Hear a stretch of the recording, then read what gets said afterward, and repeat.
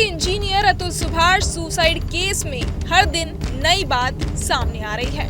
इस समय पूरा परिवार अतुल के बेटे व्योम को ढूंढने में लगा हुआ है। किसी को नहीं पता कि वो 4 साल का बच्चा कहाँ है और किसके पास है। इस बीच अतुल की मां ने निकिता को लेकर चौंकाने वाले खुलासे किए हैं। अतुल की मां अंजू मोदी ने कहा कि जब निकिता प्रेग्नेंट थी तब मैं 4 महीना उसके पास रही थी। निकिता की हरकतों को देखकर मुझे काफी घुटन होती।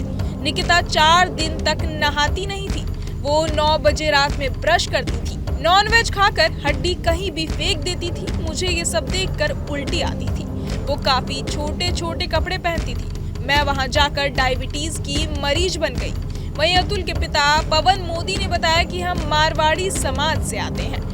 हमारे समाज में लड़कियां कम मिलती हैं, इसलिए हमने अपने बेटे को अपनी ही जाति में लड़की देखने को कहा था। अतुल ने मैट्रिमोनियल साइट पर अपना प्रोफाइल बनाया और फिर उसे निकिता मिली। दोनों ने एक दूसरे को पसंद किया और 1 महीने के अंदर 25 जनवरी को एंगेजमेंट हो गई। फिर 26 अप्रैल को शादी हुई।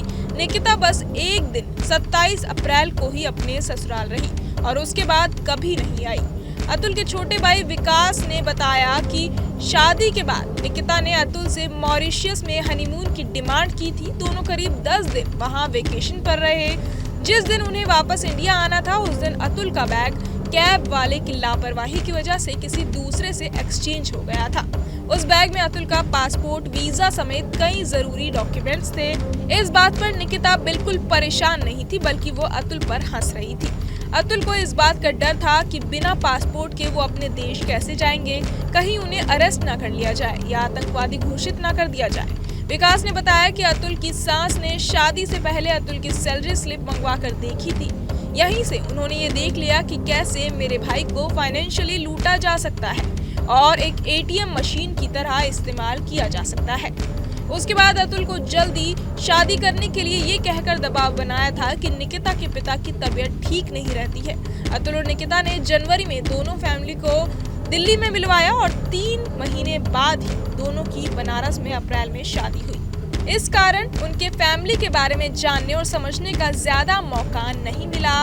अतुल की मां अंजू मोदी ने कहा कि मैं हर चीज को सह लेती थी, लेकिन अब मेरी बस यही इच्छा है कि मैं अपने पोते को अपने सामने देखूं।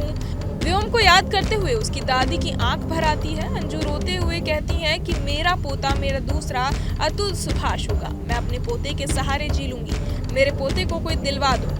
अभी तक व्योम का कोई पता नहीं चल पाया है, वो कहाँ है और किसके साथ है। पुलिस भी इसकी लगातार छानबीन कर रही है। बहरहाल इस पूरी खबर को सुनकर आप क्या कुछ सोचते हैं, हमें कमेंट बॉक्स में जरूर बताएं और ऐसी और खबरों के लिए सब्सक्राइब करें न्यूज नेशन। न्यूज नेशन अब व्हाट्सएप पर खबरों की ताजा अपडेट के लिए न्यूज नेशन के इस QR कोड को स्कैन करें।